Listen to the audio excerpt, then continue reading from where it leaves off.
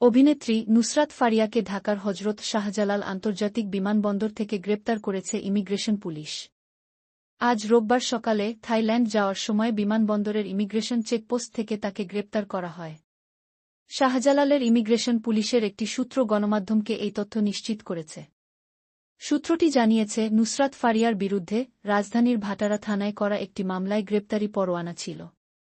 জুলাই গণঅভ্যুত্থানের সময় ওই মামলায় তাকে হত্যাচেষ্টার অভিযোগে আসামি করা হয়। পুলিশের বাড্ডা অঞ্চলের সহকারী কমিশনার শফিকুল ইসলাম বলেন, নায়িকা নুসরাত ফারিয়াকে গ্রেপ্তার করা হয়েছে। ভাটারা থানার পুলিশের একটি সূত্র জানায়, গ্রেপ্তারের পর নুসরাত ফারিয়াকে থানা আনা হয়েছিল।